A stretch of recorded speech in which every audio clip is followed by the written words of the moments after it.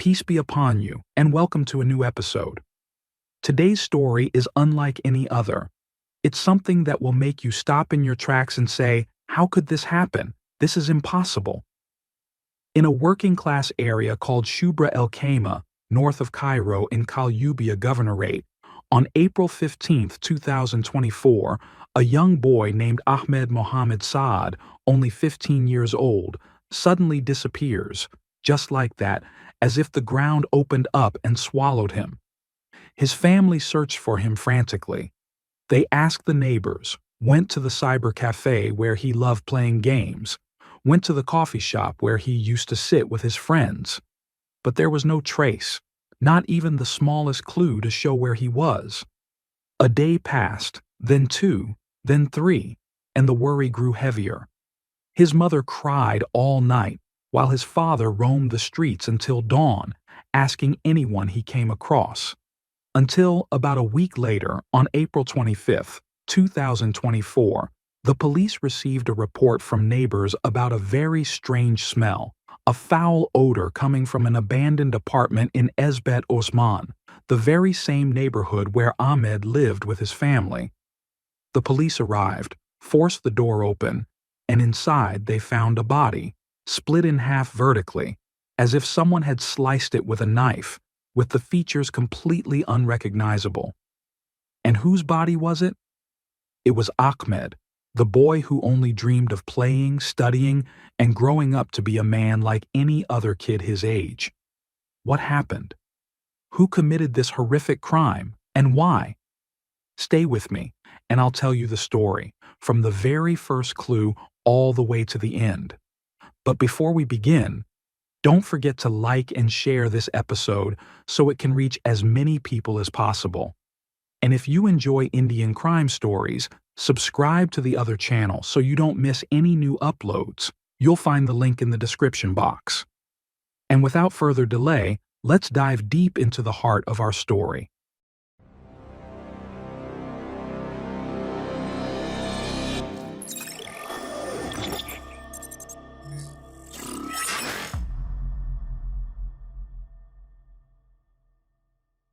The story began months before the crime, back at the end of 2023, when a very strange man named Tariq Anwar Abdel Metgali, about 29 years old, suddenly appeared in Shubra El Khaima like a ghost rising from the ground. Shubra El Khaima is an area in northern Cairo, in Qalyubia Governorate, full of simple people living day by day. Neighbors there are like one family. Everyone knows everyone. But Tariq was strange from the very start. No one knew where he came from, who his family was, or what his real background was. He told people he was an electrician, fixing electrical devices and wires, but claimed he couldn't properly work in his trade because it required a lot of physical effort and he was sick with cancer. He said he was supporting himself alone without help from family or friends. Before long, Tariq found a job at a small cafe in Shubra El Khaima, the kind of modest cafe you'd find in every working-class neighborhood, serving tea and coffee.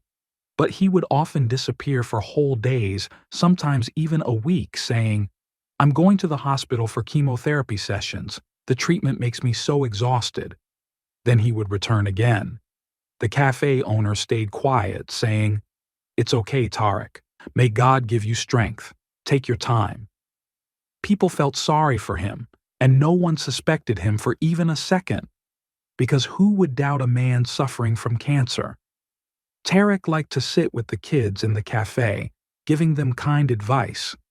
Take care of your studies. Don't go down the wrong path. God will bless you. You're like my little brothers. He told them religious stories, making them love him like an older brother. He also went to the mosque, prayed, and made loud supplications. People would say, "This is a religious man, may God heal him." But all of this, my friends, was part of a bigger plan, a plan he was building slowly, step by step.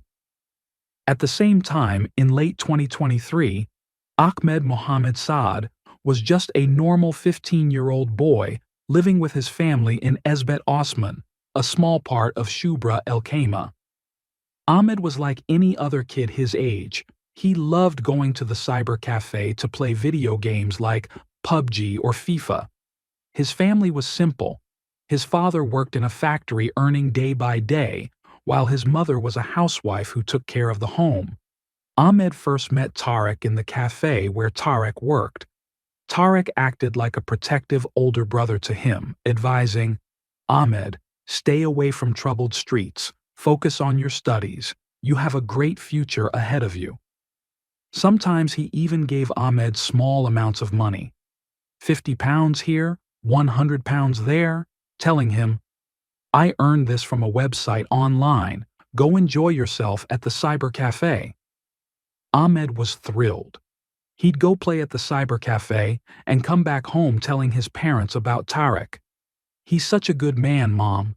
He has cancer, he supports himself all alone, and he cares about me like an older brother. He always tells me not to let anyone fool me." His parents believed him because Tariq appeared kind, religious, went to the mosque, and helped neighbors whenever someone needed something. Nobody suspected him for a single moment. The bond between Ahmed and Tariq grew stronger over time. Ahmed spent long hours with him, telling him about his school problems or his dreams for the future. But all of this, my friends, was an act, a big performance, part of a much darker plan forming in secret, far from anyone's eyes, like someone planting a seed of evil in the ground, watering it slowly until it grew into a poisonous tree that would choke everything around it. Now let's move to the other side of the story, the part that began in early 2024, when Tariq was facing severe financial problems. He already had a record of petty thefts in the past, like stealing a phone or a wallet, and he was completely broke. Tariq went online searching for any possible way to make money. He even considered selling his kidney to get a large sum that would sustain him for a few months. It was then, in January 2024, that he connected through social media with someone named Ali Eldin Khalid, a 15-year-old Egyptian boy living in Kuwait, the same age as Ahmed. Ali was a very smart boy, excelling at school, and came from a well-off family. His father, Khalid, worked as an accountant in a large company in Kuwait, earning enough to provide the family with a comfortable life. His mother was a housewife, and Ali had younger siblings. The whole family had moved to Kuwait years earlier because of the father's job.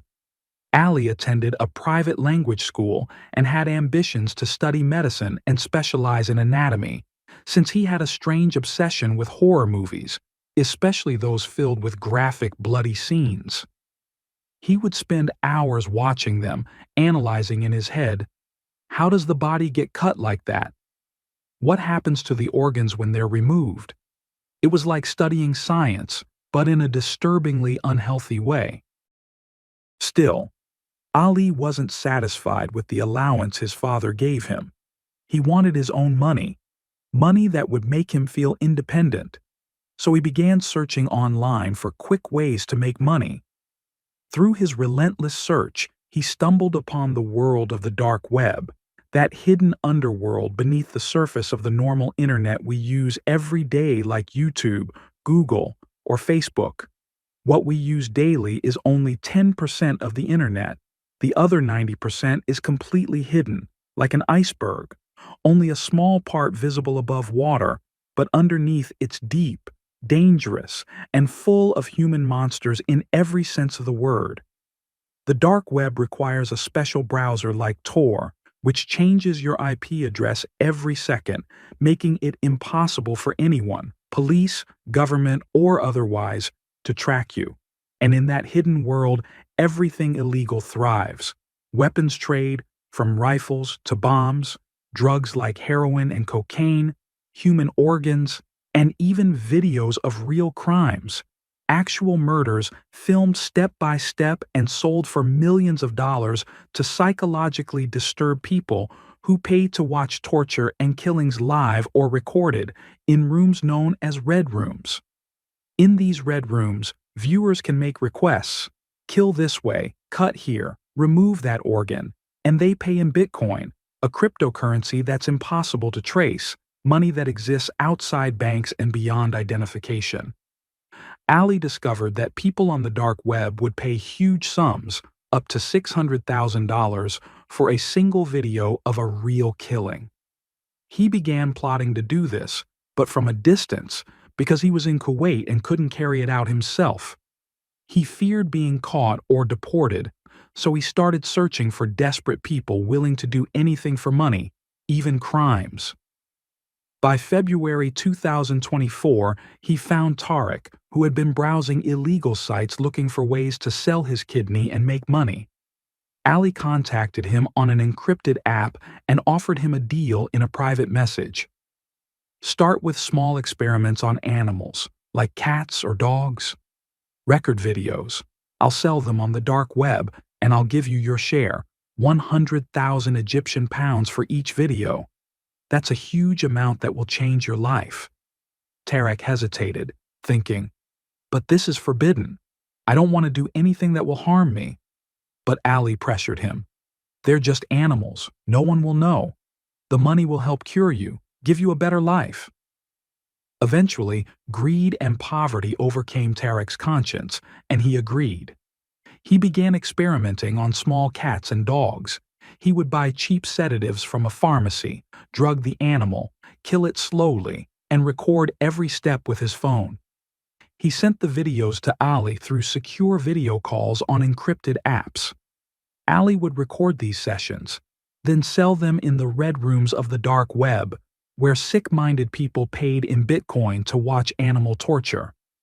He then transferred money to Tariq through secret accounts that weren't in his name, so no one could trace their source. By March 2024, Tariq suddenly had money. He returned to Shubra el-Khaima a changed man. He bought a used car, upgraded his phone to a new iPhone, and swapped his shabby clothes for branded ones. When people asked, he lied. He told everyone at the cafe, "My rich brother passed away and left me a big inheritance. Thank God I've been blessed." Even the cafe owner who trusted him asked, "What changed you so suddenly, Tariq? Just days ago you could barely afford food and now you show up with a car?" And Tariq only smiled and said, "God blessed me, and now I want to give back some of that kindness to the people who helped me." The big plan, my friends, began to take full shape in March 2024 when Ali said to Tariq during a secret call on an encrypted app, "Now we'll do it with a human, Tariq. The people paying big money want a real child murder video, not animals. Pick a child, kill him, and record everything live on a video call with me so I can save it and sell it on the dark web for $600,000. I'll give you 5 million Egyptian pounds, enough to make you live like a king for the rest of your life." At first Tariq was very hesitant, but Ali pressured him, saying, "Think about the money. You'll become a millionaire, live in a villa, buy cars. No one will ever know. I'll guide you through every step, and you'll stay far from suspicion." Tariq thought about it for 2 days. In the end, greed and poverty outweighed fear, and he said, "I agree, but tell me exactly what to do." Ali began explaining the plan like a film director giving instructions. Choose a small boy who trusts you, lure him to a quiet place. First drug him, then kill him quickly. Slice the body vertically, remove the organs one by one, film everything. Make the video long so people pay more. Tariq started watching the children in Shubra el-Khaima, but finally, his choice fell on Ahmed, the boy who trusted him completely, who spent time with him every day, laughed with him, and even received money from him. In early April 2024, Tariq secretly took pictures of Ahmed playing or laughing and sent them to Ali via encrypted apps, telling him, "Look, this is the boy. He's very easy. He trusts me completely. He won't doubt me or be afraid if I take him anywhere." Ali looked at the pictures and immediately approved. "Perfect. He's suitable. Execute on April 15th. On April 10th, 2024, Tarek went to a pharmacy in Shubra El Khaimah and bought sedatives. He told the pharmacist, "It's for my personal treatment, I'm a cancer patient." The pharmacist believed him, since Tarek was already known in the area for his supposed illness. The plan was extremely precise. Tarek would lure Ahmed to an apartment he had rented cheaply back in February 2024. Meanwhile, Ali kept sending him daily instructions on the encrypted app, telling him, "Film every minute. Make it at least 3 hours long so it sells for a lot. People love long, detailed videos." In the days leading up to the crime, from April 1st until April 14th, Tarek carefully prepared everything. He went to the apartment to set it up, buying tools like a sharp kitchen knife, a small hammer, black plastic bags, gauze, and alcohol. When asked by people, he said, "These are just things for the apartment. I'm cleaning it." Every day he still went to the cafe, sitting with Ahmed, laughing with him, giving him money and saying, "Go buy yourself something sweet or play at the cyber cafe." Ahmed was happy. He went home and told his mother, "Uncle Tarek is like my big brother. He really cares for me." Ahmed's family was also pleased. They said, "Tarek is such a good man."